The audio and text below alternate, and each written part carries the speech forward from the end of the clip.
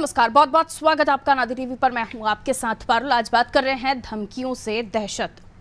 देश के स्कूलों, अस्पतालों से लेकर एयरपोर्ट तक तमाम संस्थाओं को धमकी मिल रही है। ईमेल से भेजी गई ये धमकियां बम से उड़ाने की हैं। कुछ धमकियां अंतर्राष्ट्रीय कॉल पर भी आई हैं। अभी तक सारी धमकी बेअसर और झूठी साबित हो रही हैं। लेकिन चिंता इस बात की है कि कहीं ये धमकियां आने वाली आपदा का संकेत तो नहीं है। कहीं इन धमकियों के माध्यम से ध्यान भटकाकर किसी बड़ी घटना को अंजाम देने की कोशिश तो नहीं की जा रही है। ऐसा नहीं है कि हर धमकी झूठी साबित होती है। इस देश ने वो दौर भी देखा है जब धमकी देकर बड़े बड़े हमले किए गए और कई जगह भयानक बम विस्फोट हुए। ऐसे ही जयपुर में कुछ वर्ष पहले हुए विस्फोट की बरसी पर दी गई धमकी ने पुरानी यादों को ताजा कर दिया। आखिर इन धमकियों का क्या कारण है और इन धमकियों पर रोक कैसे लगाई जा सकती है, इस पर चर्चा करते हैं। पहले एक रिपोर्ट आपको दिखा देते हैं, देखिए।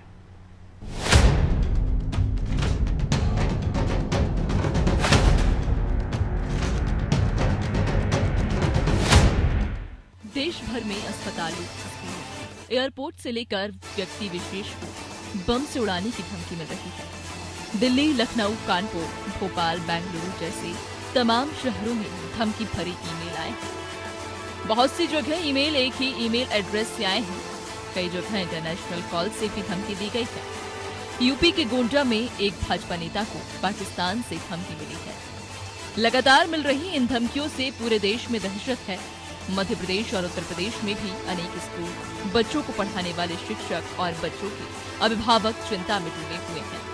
यह धमकी किसी की शरारत भी हो सकती है, लेकिन यदि यह धमकी 1% की सच है तो चिंता का विषय है। जयपुर में तो 72 धमकी भरे ईमेल मिले हैं। यही हाल दिल्ली, लखनऊ और कानपुर जैसे शहरों का है। जैसे ही कोई धमकी भरा ईमेल मिलता है, अव्यवस्था फैल जाती है। स्कूल, एयरपोर्ट या अस्पताल, जिस भी जगह बम होने या हमला करने की धमकी दी जाती है, वहां पर पूरी जांच पड़ताल करनी पड़ती है। बच्चों को, मरीजों को कड़कड़ाती धूप में बिल्डिंग से बाहर निकालना पड़ता है। डॉग स्क्वाड और पुलिस की बम स्क्वाड चप्पे चप्पे की तलाशी लेती है। लगभग 3 से 4 घंटे अफरा तफरी हो जाती है। इसके बाद पता चलता है कि ये पूरी धमकी थी। इसमें कोई सच्चाई नहीं है, लेकिन झूठी धमकी भी पर्याप्त परेशानी में डाल देती है। 14 मई को ही लखनऊ में विशेष मजिस्ट्रेट ने सांसद साक्षी महाराज को बम से उड़ाने की धमकी देने वाले मोहम्मद गफ्फार को 3 माह 6 दिन की सजा सुनाई है। गफ्फार ने तो व्यक्ति विशेष को धमकी दी थी, लेकिन जो धमकी स्कूलों, एयरपोर्ट या ऐसे ही सार्वजनिक स्थलों को लेकर दी जाती है, उससे परेशानी उतनी ही बड़ी होती है। कई बार ऐसा भी हुआ है जब धमकी देने के बाद मुंबई हमले जैसी घटनाएं हुई। इसलिए पुलिस और सुरक्षा एजेंसी कोई रिस्क नहीं लेना चाहती और पूरी जांच पड़ताल करती है, जिससे आम जनता को परेशानी भी होती है।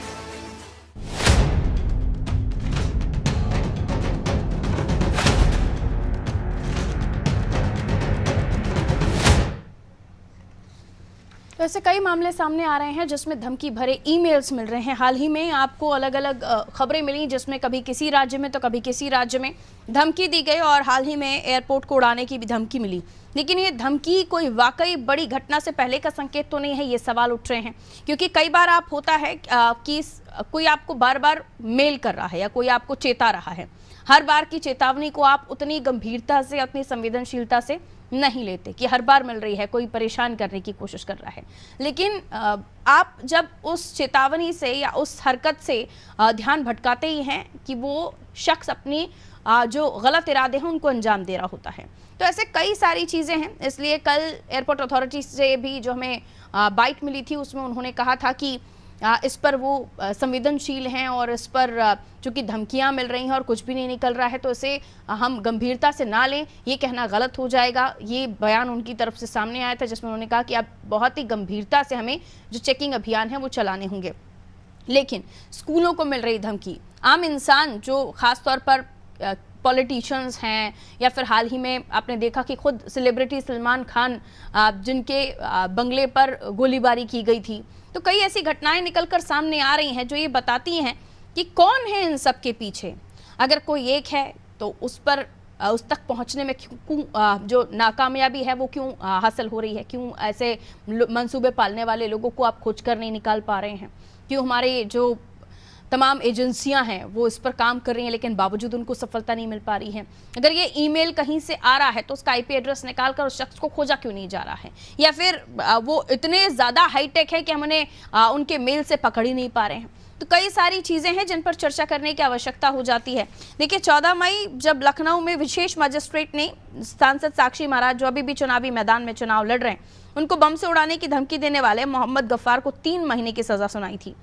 और ऐसे ही कई मामले हैं जिनमें हमने अलग अलग आपको बताया। यूपी के गोंडा में एक भाजपा नेता को पाकिस्तान से धमकी मिली थी। मध्य प्रदेश, उत्तर प्रदेश और भी अन्य राज्यों में शिक्षकों और अभिभावकों में चिंता का माहौल है, क्योंकि उनके स्कूलों को बम से उड़ाने की धमकी दी जा रही है। पर अभिभावक सोच रहे हैं हम अपने बच्चे को स्कूल भेजे कि नहीं, क्योंकि कोई भी अनहोनी बताकर तो नहीं होती। और जब आपको पहले से धमकियां मिल रही हो बम से उड़ाने की, तो माता पिता तो चिंतित होंगे अपने बच्चों को लेकर। वहीं दिल्ली, लखनऊ, कानपुर जैसे शहरों में अलग अलग तरह की जो इस तरह के मेल्स आते हैं उनसे अव्यवस्थाएं फैल रही हैं, उनसे डर हो रहा है, उनसे खौफ हो रहा है। और इसीलिए आज चिंता करना ज़रूरी हो जाता है और चर्चा करना ज़रूरी हो जाता है कि आखिर इस तरह के जो मामले आ रहे हैं उनको किस तरह से डील किया जाए। आम जनमानस क्या अपने जहन में रखे, क्योंकि एक तरफ हम ये मानते हैं कि हमारे देश में हम सुरक्षित हैं क्योंकि हमारे सैनिक तैनात हैं, हमारे अलग अलग फोर्सेस हमें सुरक्षित महसूस कराती हैं, लेकिन दूसरी तरफ ये धमकी भरे कॉल जिनका अभी तक खुलासा नहीं हो पा रहा है, धमकी भरे मेल्स जिनका खुलासा नहीं हो पा रहा है कि आखिर ये कौन है। हमारे साथ ब्रिजेश चौकसे जी हमारे ब्यूरो हेड है, जुड़े हुए हैं, उनसे इस मामले को समझने की कोशिश करेंगे और बाकी मेहमान भी हमारे साथ जुड़ेंगे, हम उनसे भी जानेंगे। ब्रिजेश जी, लगातार इस तरह के मामले सामने आए जिसमें धमकी भरे ईमेल मिलना और फिर नेताओं, पॉलिटिशियंस को भी धमकी भरे कॉल आना, ये बताता है कि या जो चीज़ें हो रही हैं ये लोगों को डराने के लिए महज हो रही हैं, और इसे हल्के में इसलिए भी नहीं लिया जा सकता क्योंकि ये पहली बार नहीं है जब धमकी मिल रही है और कुछ नहीं हो रहा। धमकी मिलने के बाद भी जयपुर में अटैक हुआ था। देखिए पारुल, निश्चित तौर पर इन धमकियों को हम सहजता से नहीं ले सकते हैं या यूं कहें कि हम इनको धमकियों को छोड़ नहीं सकते हैं कि भाई किसी ने कॉल किया होगा और किसी ने इसे धमकी देकर सिर्फ एक डराने के लिए किया होगा। हो सकता है इनमें से एक भी धमकी यदि सच निकल जाएगी तो कितना बड़ा दुष्परिणाम सामने आएगा। तो आप देखिए, उसी को ध्यान में रखकर सरकार गंभीरता से लेती है, पुलिस गंभीरता से लेती है, इस बात पर ख्याल रखती है कि कहीं एक भी चूक ना हो जाए। धमकियां इस वजह से भी आती हैं, हो सकता है कि जो घटना को अंजाम देने वाले लोग हों, आतंकवादी हों, वो इस तरह से एक टेस्ट कर रहे हों कि पुलिस कितनी सतर्क है, क्या पुलिस हम तक पहुंच पा रही है, क्या नहीं पहुंच पा रही, या वो कितनी एक्टिव है। यदि हम कहीं बम प्लांट करते हैं तो रिएक्टिव कितनी देर में कर देगी, वो उसकी तत्परता देखना चाहते हो, वो एक मॉक ड्रिल करना चाहते हो, एक तरह से हम कह सकते हैं कि वो पुलिस टेस्ट करना चाहते हो। इस तरह की घटनाओं को गंभीरता से लेना ही चाहिए और लेती भी है सरकार, चाहे कोई भी हो। जहां तक आपने बात की साक्षी महाराज को धमकी देने की मामला, तो ये लोकल एक तरह से बौखलाहट की, जिस तरह से माहौल है देश में, हिंदू मुस्लिम का माहौल है, जिस तरह से उत्तर प्रदेश का खासकर माहौल है, तो उस तरह की कुछ धमकियां लोकल आती हैं। जो लोकल धमकियां आती हैं उसको हम देखते हैं किस तरह से उन तक पुलिस पहुंच जाती है और उनको गिरफ्तार कर लेती है, जो कि आपने भी बताया हमारे दर्शकों को किस तरह से 3 महीने की सजा हुई है। अन्य मामलों में जो हम ईमेल की बात कर रहे हैं, जो इतने तरीके से आते हैं, टेक्निकल रूप से आते हैं, विदेशों से आते हैं, ताकि इन तक पहुंच नहीं हो पाती है हमारी। हम ट्रेस कर लेते हैं कि फला देश से आया, लेकिन हम पहुंच नहीं पाते। तो इस तरह का एक टेस्ट होता है और हम देख रहे हैं कि जब से केंद्र में सशक्त एक सरकार बनी है तब से आतंकवादी घटनाओं में कमी आई है। आतंकवादी भी एक तरह से बौखला रहे हैं, हम देख रहे हैं बॉर्डर पर भी किस तरह से उनके साथ घटनाएं हो रही हैं, उनको स्पॉट पर ही मार गिराया जा रहा है। इसलिए जो बौखलाहट भी है और एक तरह का टेस्ट भी है, जिस तरह से देश में हमने देखा, दिल्ली में हमने देखा है, मुंबई में हमने देखा, कहाँ टाटी में ब्लास्ट हो जाते थे। आपने 26 जनवरी 15 अगस्त के वो दिन भी देखे होंगे पारुल, जब हम अपने ऑफिस तक पहुंचते थे, राजधानी में भी 10 जगह आपकी गाड़ी चेक होती थी, किस तरह से बाकायदा बंकर बना दिए जाते थे, शहरों को सील कर दिया जाता था। उसके बावजूद भी भोपाल भी वो एक शहर है जहाँ पर एक आतंकी घटना हो चुकी है। लाल परेड पर ब्लास्ट करने की कोशिश की गई थी, लेकिन आतंकवादी पुलिस सुरक्षा को देखकर बिजली नगर कॉलोनी में वो बम रखकर चले गए थे और बाद में देखिए किस तरह से आतंकवादी संगठन के एक व्यक्ति को यहाँ पकड़कर भी लाए थे जम्मू कश्मीर से। तो ये घटनाओं को हम सहजता से नहीं ले सकते हैं, ऐसे ही नहीं छोड़ सकते हैं कि यदि कोई धमकी वाला कॉल आया हो, किसी सिरफिरे ने किया होगा। बहुत सारी ऐसी घटनाएं भी आती हैं कि सिरफिरे किसी ने पुलिस को परेशान करने के लिए इस तरह के फोन लगा दिए जाते हैं, लेकिन सतर्कता बरतना जरूरी है, क्योंकि एक भी घटना, एक भी लापरवाही हुई तो उसका खामियाजा बड़ा भुगतना पड़ सकता है। और सतर्कता की वजह से हमने देखा कई घटनाओं को टाला जा चुका है देश में, मध्य प्रदेश में सहित पूरे देश में हमने देखा। सतर्कता की वजह से या जम्मू कश्मीर में देखिए आप, कई घटना होने से पहले हम वो डिस्पोजल कर देते हैं, और उनको इस तरह से निष्क्रिय कर देते हैं और आतंकवादियों को पकड़ लेते हैं। तो ये खुफिया सूचना भी एक तरह से आती है, उस पर भी एक्शन होता है। लेकिन फोन कॉल पे जो आपने कहा कि वहां तक क्यों नहीं पहुंच पाती, बड़ी बात है। इसलिए बड़ी बात है कि कई बार फिलहाल देश में और जिस तरह से टेक्नोलॉजी है उसका उपयोग किए जाते हैं तो वहां तक पहुंचना आसान नहीं होता है। पुलिस जिस तरह से काम करती है उससे आतंकवादी हो या इस तरह के लोग हों वो एक कदम आगे चलते हैं, हम कहते हैं। लेकिन बावजूद इसकी सतर्कता के इस तरह की घटनाएं नहीं हो पाती। जो विदेश से कॉल आते हैं उनको गंभीरता से लेती है, आईबी भी लेती है, हम देख रहे हैं हमारी खुफिया एजेंसियां भी लेती हैं कि किस तरह के हैं, वो धमकी देने के लिए किसी सिरफिरे ने किए हैं या वाकई में उनका लिंक कहीं आतंकवादी संगठनों से तो नहीं है। इसलिए जो धमकियों को आसानी से नहीं लिया जा सकता, ये दहशत फैलाने का जरिया भी है। यदि किसी स्कूल में आप बम ब्लास्ट करने की बात कर रहे हैं या एकदम आप कह रहे हैं कि हम 10 स्कूलों में 12 स्कूलों में 12 एयरपोर्टों पर ब्लास्ट कर देंगे, तो एक दहशत फैलती है, इससे लोगों में एक डर पैदा होता है। तो डर पैदा करने की कोशिश भी यहाँ देखी जा सकती है। तो जब आपको सूचना मिलती है तो वहां जो जाने वाले हैं, यदि जो माँ बाप हैं वो अपने बच्चों को स्कूल भेजते हैं तो उनमें भी एक दहशत आती है कि कहीं ब्लास्ट ना हो जाए। तो ये दहशत गर्दी भी एक तरह से है और पूरे देश में दहशत फैलाने की साजिश भी हो सकती है। अगर इस तरह की दहशत फैलाने की कोशिश की जा रही है तो आप और हम समझ रहे हैं, लेकिन जो माता पिता हैं जो अपने बच्चे को स्कूल भेजते हैं उनके जहन में डर है और इस डर को दूर करने के लिए प्रयास तो करने होंगे, किसी न किसी तरह का कदम उठाना आवश्यक है। हमारे साथ रिटायर्ड आईपीएस अफसर मनोज अग्निहोत्री जी जुड़े हुए। मनोज सर, बहुत स्वागत आपका अनादि टीवी पर। सुन पा रहे हैं आप मुझे? मैं आप नमस्कार जी, मैं अग्निहोत्री बोल रहा हूँ और मैं आपसे ये कहना चाहता हूँ कि पिछले जितने भी आप लोगों ने लोगों से अपने अनुभव सुने हैं, मैं उनसे सहमत हूँ कि इसमें कहीं कोई ऐसी गंभीर सच्चाई नहीं है, क्योंकि ये सारे लोग वो हैं जो अपना जबरदस्ती एक माहौल फैलाना चाहते हैं ताकि लोगों में दहशत और डर बना रहे। बट ऐसा कभी होता नहीं, क्योंकि पुलिस के पास इतनी व्यवस्था और इतनी हिम्मत के साथ सारा कुछ इतना बड़ा कारोबार है कि अगर कहीं भी इस तरह की दुर्घटना हो, चाहे एयरपोर्ट पे हो चाहे और कहीं हो, वो तुरंत पकड़ में आ जाते हैं। और ये मेरा भी खुद का अनुभव है। मैं अब तो DIG IG रैंक से रिटायर हो चुका हूँ, लेकिन ये मैं अपना अनुभव बताना चाहता हूँ कि इसमें लोगों को घबराने के अलावा और कोई उद्देश्य नहीं होता है। और आप लोग जो भी आम आदमी हैं जो ट्रैवल कर रहे हैं या कहीं एक जगह से दूसरी जगह जा रहे हैं, उनको भी चिंता नहीं करनी चाहिए, क्योंकि उनके आसपास सुरक्षा का पूरा इंतजाम पुलिस देती है। पुलिस का ये कर्तव्य है। तो कृपा करके आप लोग इन धमकियों से बिल्कुल विचलित ना हो। और ये इस तरह की धमकियां तो ये जमाने से चली आ रही हैं, क्योंकि ये जितने जो इस तरह के लोग हैं उनका उद्देश्य केवल ये है कि लोगों को डराना और लोगों की और उनके माहौल की या उनके आसपास की कार्रवाई को डरा के। अग्निहोत्री जी, लेकिन ऐसा भी नहीं है कि इस तरह की घटनाएं नहीं हुई हैं।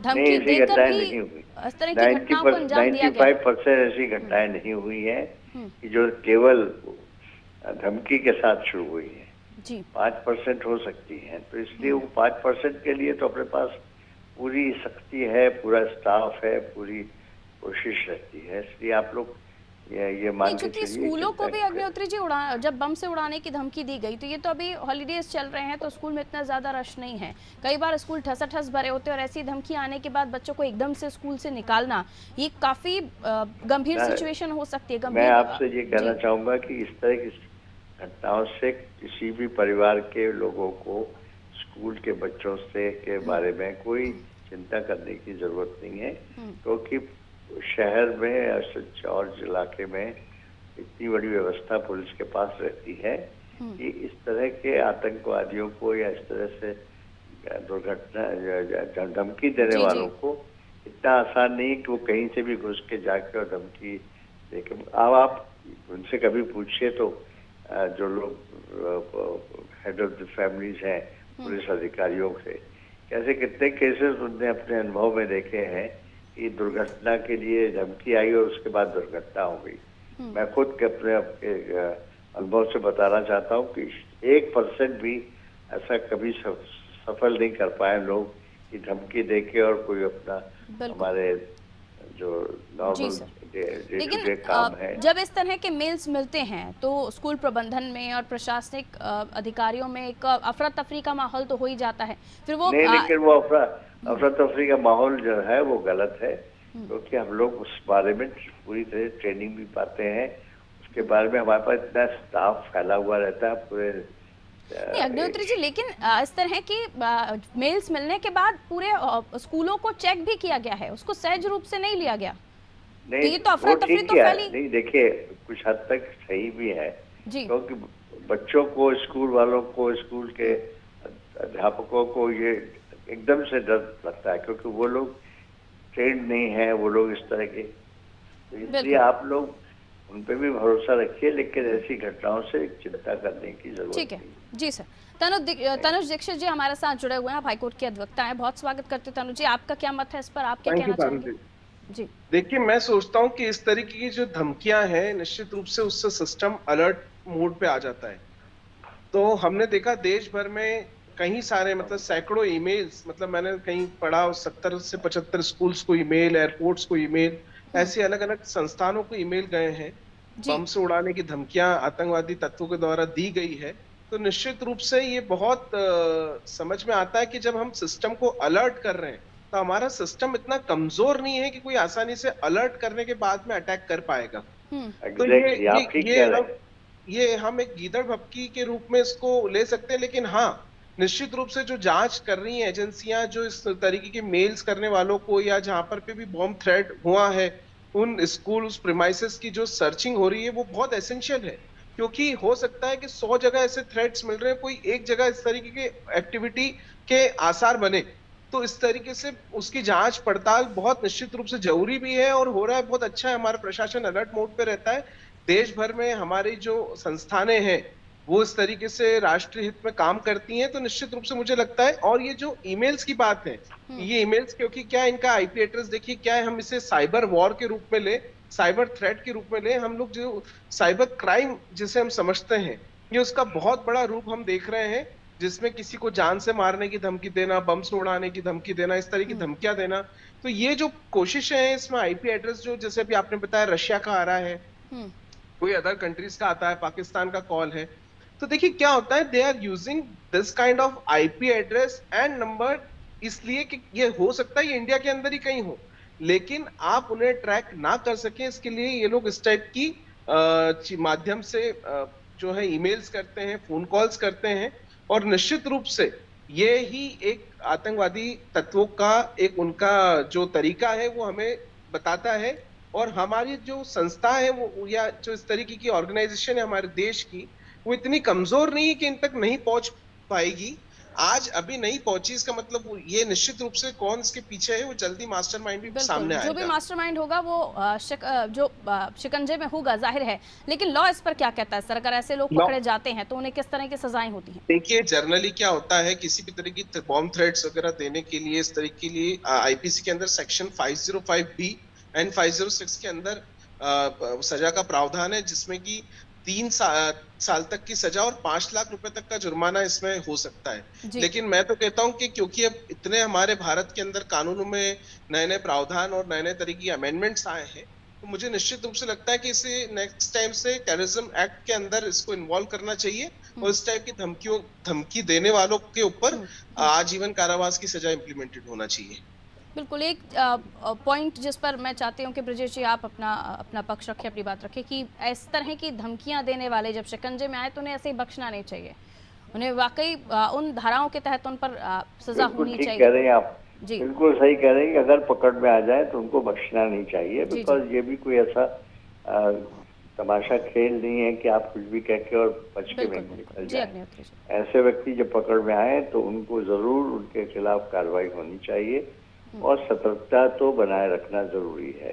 कि मैं अग्निहोत्री IG पुलिस रह चुका हूँ, मेरी तरफ से ये आपको ठीक है। समय थोड़ा सा इजाजत कम देता है। देखिए पारुल, निश्चित तौर पर धमकी वाले मामले में सजा सख्त होनी चाहिए, लेकिन हम देख रहे हैं कि 90% नहीं बल्कि 99% तो फर्जी धमकियां होती हैं, एक शरारत कह सकते हैं हम उनको, दहशत फैलाने की कोशिश पर होती है। लेकिन इसको भी 2 तरीके से हमें देखना होगा। कुछ धमकियों के बाद देश में घटनाएं भी हुई हैं जो आतंकवादी घटनाएं कहते हैं, जिस तरह से कश्मीर का मामला कर लें, यदि पिछले कुछ उदाहरण देखें, हम उन घटनाओं पर बात कर रहे हैं जो 12 स्कूलों में बम से उड़ाने की धमकी दी गई है, एयरपोर्ट को उड़ाने दी गई। ये सिर्फ एक दहशत फैलाने का जरिया हो सकता है, माध्यम हो सकता है, लेकिन इन धमकियों के पीछे हम उन घटनाओं को भी जिक्र करना नहीं भूलना चाहिए। हमें सिर्फ धमकी देकर आतंकवादियों ने घटनाओं को बाकायदा अंजाम दिया है कि हम धमाके करेंगे, मुंबई धमाके की बात कर लो या हम कश्मीर की बात कर लेते हैं, धमकी देने के बाद आतंकवादी घटनाओं को अंजाम देते हैं। तो दो तरह की घटना है, एक तो जो हमको पहले दौर में समझ में आ जाती है कि सिर्फ दहशत फैलाने की है, उसमें पुलिस अलर्ट होती है,